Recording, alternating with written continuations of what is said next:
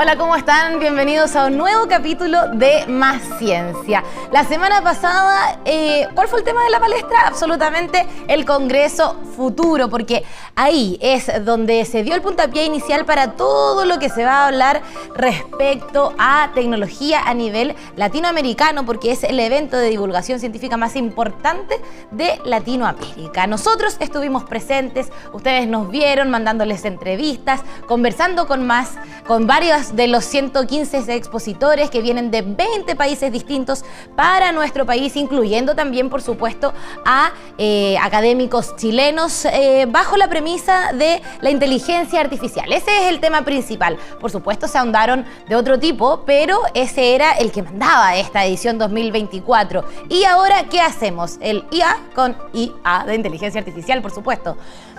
Todos estaban relacionados a este tema y por eso es que al hablar con varios de los expertos también tratamos ese tipo de índole. En relación a los años pasados, esta edición de Congreso Futuro fue distinta. Antes se realizaba en el Teatro Oriente en los últimos años y solamente eran charlas entretenidas, muy exclusivas también, donde usted podía ir gratuitamente, pero mi punto es que solamente iba a las charlas. Y de eso se trataba todo. En esta oportunidad trataban de hacerlo más como un festival de las ciencias. Entonces teníamos lo que vemos en pantalla, un aula magna repleta, pero también si usted quería pasar todo el día ahí, estar más rato y ver más cosas, lo podía hacer. ¿Por qué? Porque en el mismo piso de la entrada al aula magna y en el inferior, que era ya en el -1, tenían toda una feria de innovaciones donde diversas universidades, fundaciones o corporaciones mostraban lo que han hecho. Por ejemplo, lo que estamos viendo ahí es uno de los departamentos de ingeniería de la Universidad Federico Santa María, que tiene a un perro robot. Ellos, ¿qué es lo que hacen con él? Les llega como la base y lo pueden ir modificando. Pero no eran los únicos, sino que también en otras, ahí tenemos otra universidad también, la Universidad de Santiago de Chile, que tenía Atom, que ustedes ya lo conocen, lo hemos mostrado un montón, también mostrando parte de las innovaciones que llevan. Para que hablemos un poco más de esto y de lo que conversamos también con otros expositores, es que vamos a revisar una entrevista que tuvimos con John Atkinson, quien es el director del Máster de Inteligencia Artificial de la Universidad Adolfo Ibáñez. Con él, ¿qué hablamos? Él también fue uno de los expositores. ¿Y qué le preguntamos?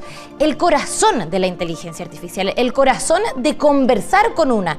Tenemos, cierto, ya casi todos acceso a ChatGPT, a BART, todas estas plataformas donde podemos conversar con una inteligencia. Y lo que hablamos con él fue eso, desde cuándo esto se está haciendo y cómo resulta que uno pueda solamente hablar en lenguaje local y una máquina te pueda responder. Eso es algo que tiene larga data, casi 70 años de desarrollo junto con la inteligencia artificial, que básicamente buscó formas eficientes de que hubiera interacción natural con el ser humano. La interacción más natural es el lenguaje. Podemos tener otras formas, imágenes, videos, etcétera, etcétera.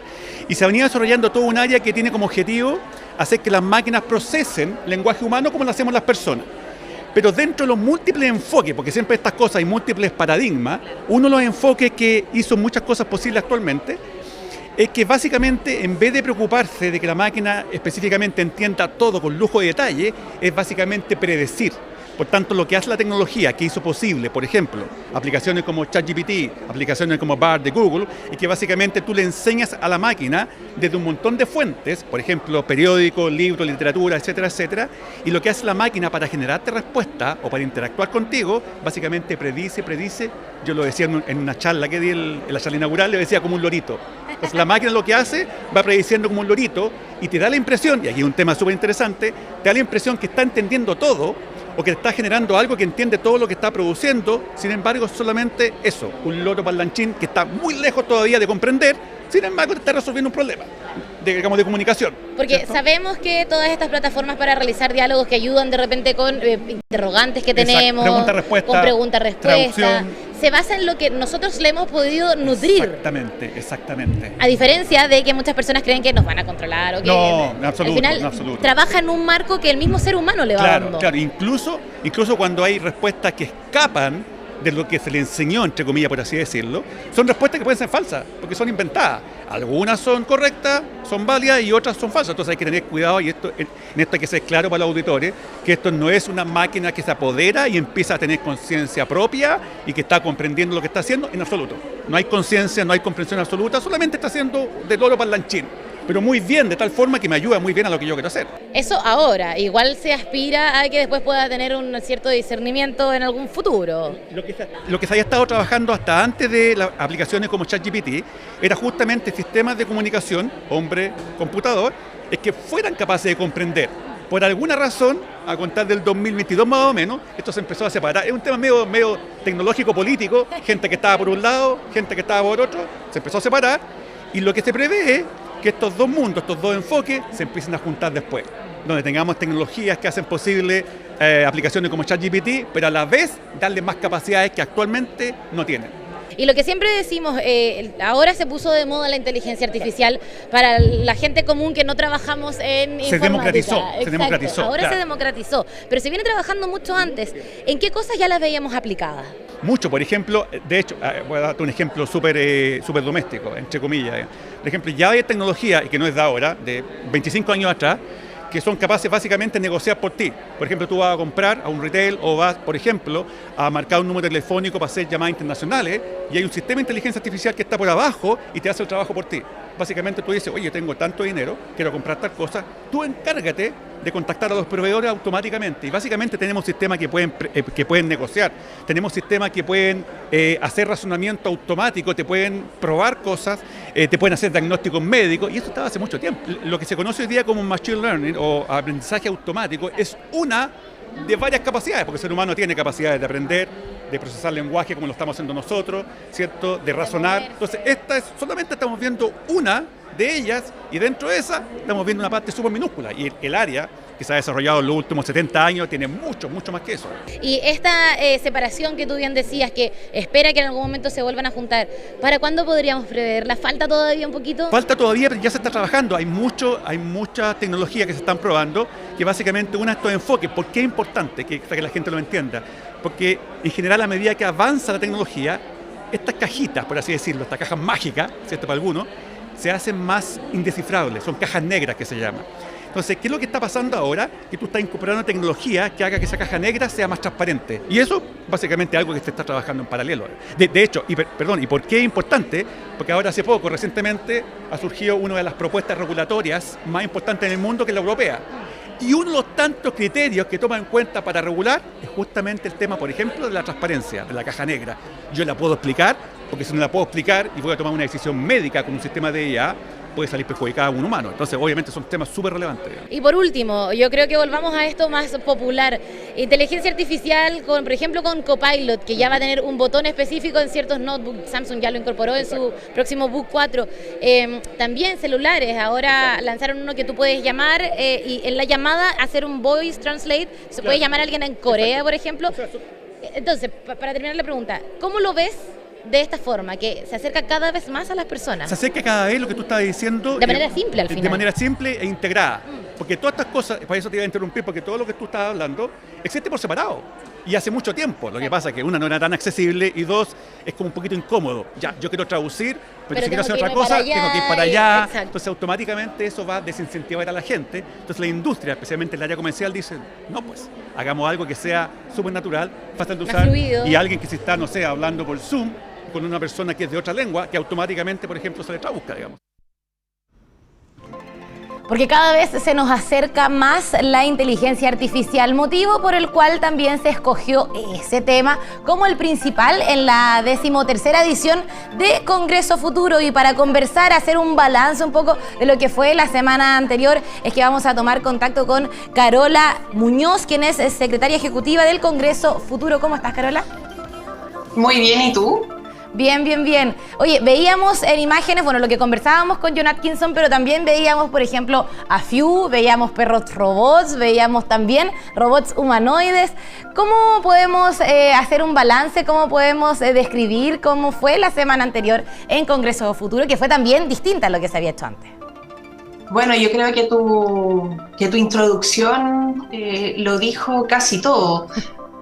Los años anteriores normalmente había sido un ciclo de charlas, todas muy interesantes también, como bien lo dijiste tú. Sin embargo, este año hubo un salto para democratizar el conocimiento, pero no solamente el conocimiento que se da desde un podio, sino que el aprender haciendo finalmente y tocando.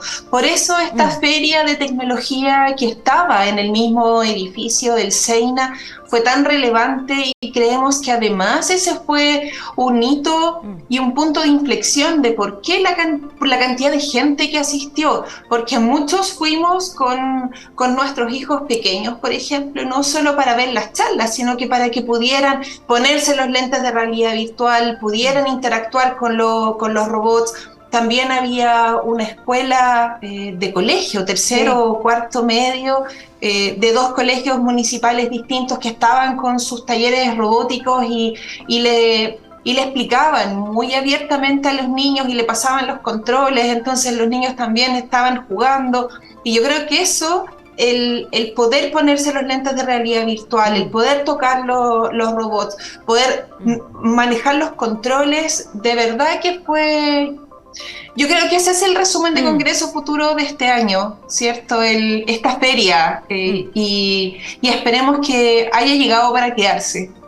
Absolutamente, al final yo por lo menos por mi parte también opino lo mismo, o sea, al final es como tocar la ciencia, porque uno puede hablar de inteligencia artificial, de machine learning, más efímero, pero aquí los niños también se hicieron parte, porque también se dio esto, de que quienes exponían eran también muy afables y querían explicar, querían que la gente se hiciera parte en metaverso, en robótica. ¿Qué te decían a ti las personas? ¿Tuviste algún feedback de esa parte? Bueno, sí, primero están siempre muy agradecidos, y yo creo que este año vamos a estar bien de la par como Teatro 1000. Nosotros por muchos años nos comparábamos con la masividad de Teatro 1000 en el buen sentido, o sea, esperamos que a Teatro 1000 tenga para muchísimos años porque es un festival fantástico, pero nosotros siempre aspirábamos a eso, a poder tener esa cantidad de gente que estaba esperando que llegara enero para poder comprar las entradas. Bueno, en nuestro caso las entradas son 100% gratuitas, el poder visitar esta feria también era 100% gratuita, y de verdad creo que lo logramos muy bien, y las personas en general estaban muy agradecidas. Nos preguntaban, por ejemplo, cuándo iba a ser la próxima versión, si iba a ser en el mismo lugar. Así que nada, tenemos solo buenas noticias. Creemos que volver al centro de Santiago también marca un hito de democratizar aún más el conocimiento y de acercarlo. Estábamos a 2 minutos de la salida del metro. Un poco calurosa la caminada, pero la caminata, pero está bien, digamos. Estábamos muy cercanos. Media cuadra, yo creo que era así. Era salir de Metro Universidad de Chile, después del Instituto Nacional, ahí inmediatamente, porque finalmente el SEINA es el centro de extensión del Instituto Nacional. Entonces, además, muy conocido, que se le dé un uso también a este edificio que está totalmente remodelado. Y por último, Carola, preguntarte si podemos entonces esperar, ya que son puros buenos resultados, que el próximo año también sea de esta forma, con más, aparte de los expositores, las charlas y los paneles, tener también de nuevo esta feria para acercar un poco la robótica, la ciencia aplicada a los más chiquititos y a cualquier persona que quiera ir.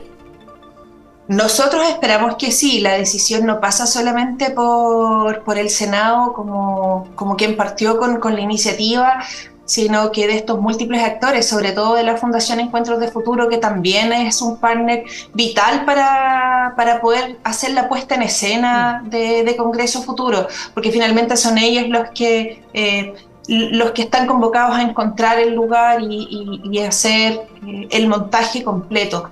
Yo creo que efectivamente va a ser, o esperamos todos que sea el SEINA, y que sea también con una feria tecnológica. Y ahora yo siempre quiero ir un pasito más allá. Yo esperaría que para la próxima versión se pudiera cerrar la calle al menos un par de horas, o al menos el sábado, y por qué no tener también el camión del MIM, por ejemplo. Mira, que también convoca a todos los niños, y convoca lo que hablábamos al principio, del aprender haciendo y tocando, que sin duda es la forma de aprender ciencia. Absolutamente de acuerdo, y que también la ciencia se mezclaba no solamente con muestras específicas, sino que también con arte, cultura. Teníamos cantantes, artistas que llevaban aplicada también la tecnología o la astronomía a sus obras. Así que mucho más por explorar, ¿cierto? Muchas gracias, Carola, por acompañarnos. Muchas gracias a ustedes. Bueno, y nosotros ahora vamos a hacer una pequeña pausa, pero quédese con nosotros porque ya le traemos más ciencia.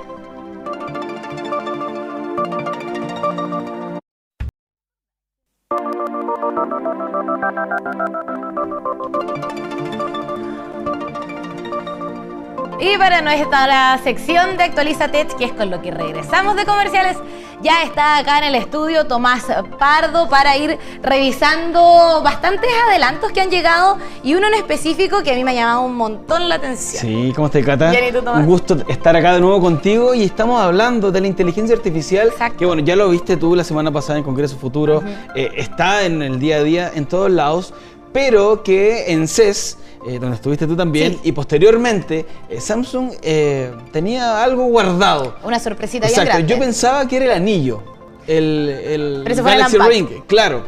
Pensé que venía por ahí, algo podía haber, pero no, y nos sorprendieron con la inteligencia artificial, Sí, la Galaxy AI, o la inteligencia artificial de Galaxy, que viene a dar distintos pasos, y que si lo ponemos a comparar de pronto con lo que tenemos en el mercado, que ya teníamos, por ejemplo, en los Google Pixel, la última edición de Google Pixel, que Google venía integrando esta inteligencia artificial, por ejemplo, no sé, para mejorar las fotos, de que todos tuvieran los ojos abiertos en una imagen, no sé, o ampliar y rellenar las imágenes. Hasta ahí todo bien. Sin embargo, y la traducción también simultánea. Pero, ¿qué hace la serie Galaxy en esta ocasión? Es que nos sorprende diciendo, oye, mira, yo puedo hacer esto, pero mejor o agregado. Agregado, claro, que no sí, necesita una aplicación aparte, sino que viene integrado con el sistema operativo Galaxy y que te va a traducir llamadas de teléfono. Eso yo lo encontré alucinante en la CES, en Las Vegas, que andábamos a principio de mes. También tuve la oportunidad de probarlo. Yo creo que tú ya lo hiciste también. Uno llama por teléfono, aprieta Voice Translate, que era lo que hablábamos también en la entrevista recién con John Atkinson. Y tú estás hablando con la persona y a mí me decían, como tienes que esperar igual un rato para que te traduzca. Es casi nada. Y uno dice, es casi ya, nada. voy a esperar. Pero es casi ínfimo. instantáneo. Y puedes tener una conversación corta también, no es para contarle toda tu vida a la persona al otro lado, pero por ejemplo para tareas como, no sé, reservar un vuelo, reservar cosas o pedir algo más cortito, y sí funciona, y eso a mí me llamó un montón la atención porque es algo simultáneo en el momento, y que si bien Pixel también había trabajado con inteligencia artificial en varios campos, al estar en un teléfono como este que llega a Chile más masivamente, se hace mucho más cercano a la gente. Y de hecho toca un punto importante porque uno dice, ya está en la serie el S24, Galaxy S24. Y uno dice, ¿y si yo tengo un teléfono, no sé, que se lanzó en el 2023, por ejemplo, el Fold? Por ejemplo, un teléfono que es de alta gama, que no son equipos baratos. Y ahí yo dije, ¿será solo del S24 hacia adelante? Y me llevé la grata sorpresa que no.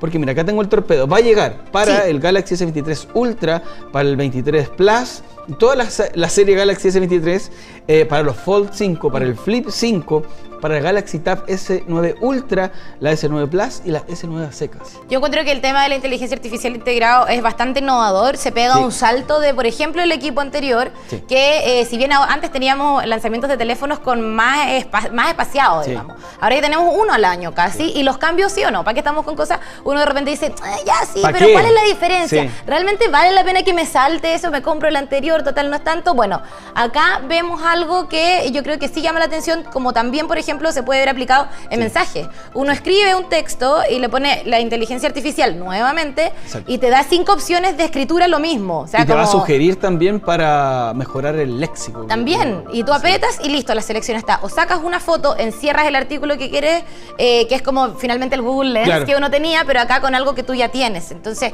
creo que es una innovación bastante democrática de bajar la inteligencia artificial a algo nuevamente cercano a la gente. Y aparte va a convivir con Bixby, una inteligencia también ahí que ha estado en la palestra, pero que no ha tomado tanta potencia y que esperamos ahí que le saquen el jugo a Bixby. Y esto que tenemos acá, vamos al audio. Vamos, porque tenemos... ¿Todavía no? Tienes tú en tus manos los Edifier W80 Mira, 820NB. Yo con los nombres, póngale un nombre. Mira, todo bien con la tecnología, todo bien con a querer hacer equipos bonitos, pero los nombres, ¿qué pasa ahí? Algo más comercial. Claro. Más fácil al oído. Y acá vamos a comenzar con la revisión de este Edifier, que es un equipo... es bien liviano, bien compacto, es unos audífonos que tiene una configuración para gaming también, que es lo que buscamos hoy en día en casi todos los artículos que nos sirvan para todo, sí. Que nos sirvan para el trabajo, para andar en la calle, de pronto en el metro, para aislarlos de pronto, pero también tener conciencia de la realidad. ¿Por qué digo esto? Porque tiene cancelación de ruido activa, pero también, mira, si tú te fijas ahí, me encanta la cancelación de ruido. Exacto, tiene unos pequeños micrófonos. Sí. Que se pueden ver ahí en pantalla, que arriba y a los lados, que te permite, Cata, tener también... ¿Este o no? Exactamente. ¿Ese de acá? Exactamente, tener conciencia de lo que está pasando con el ruido ambiente, porque muchas veces, yo digo, si usted va a andar en la calle, yo no recomiendo andar en la calle con los audífonos con... Cancelación de ruido, no, imagínate. Porque autos, gente, te pueden hasta dar algún aviso. Exactamente. Que se acerque. Y es un equipo, Cata, que sí, lo que he estado probando yo, es un equipo que tiene bastantes características premium. Por ejemplo, tiene los botones, de hecho acá tú puedes cambiar el tipo de cancelación que quieres y te lo va diciendo el audífono. Esto ya es bien clásico, te dice, está en sonido ambiente, cancelación de ruido. Y con un solo toque se hace bastante simple.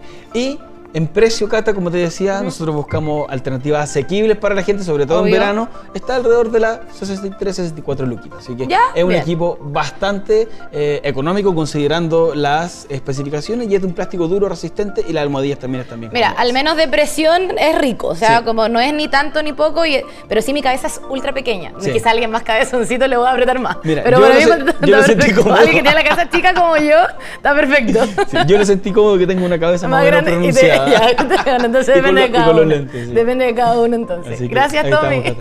Oye, nos vemos la próxima semana. Nos vemos la próxima semana. Que estés bien. Chao, chao.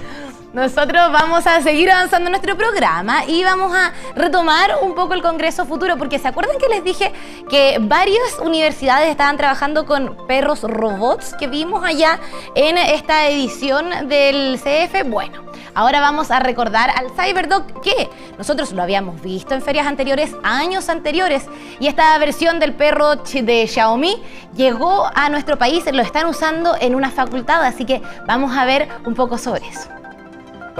CyberDog, el primer perro robótico que sirve para estimular la creatividad de estudiantes chilenos. Vamos a ver de qué se trata. Este cuadrúpedo, fabricado por Xiaomi, pesa 3 kilos, puede moverse a 11 kilómetros por hora, tiene 11 sensores de alta precisión para interactuar con el entorno y puede crear mapas de navegación, trazar destinos y evitar obstáculos. Y ustedes se preguntarán, ¿para qué sirve? CyberDog es un laboratorio móvil que sirve para que nuestros estudiantes puedan experimentar con la tecnología de punta y también para que nuestras empresas que trabajan con nuestro centro tecnológico puedan abordar diferentes soluciones a sus problemáticas. También puede hacer cosas simples, como por ejemplo dar la pata, dar la vuelta, bailar y pararse en 2 patas.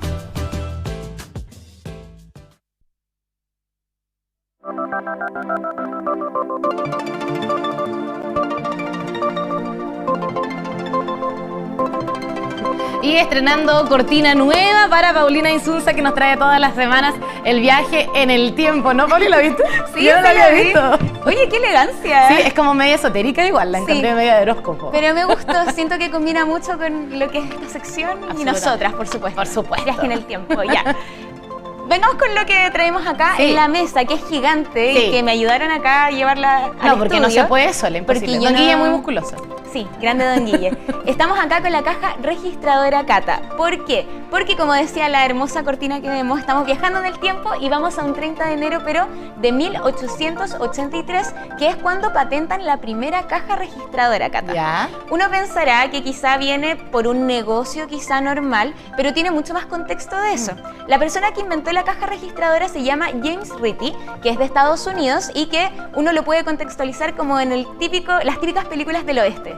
Imagínate así, Ya. típicas películas del oeste. ¡Pum! Se abren las puertas. Se abren las puertas, gorros vaqueros, no sé, pistolas, y él era dueño, pistolas, y él era dueño de bastantes negocios ahí, por lo menos unos 3 restaurantes. Era un hombre bastante emprendedor y tenía un problema. La gente que trabajaba en sus negocios le robaba. Obvio. Obvio.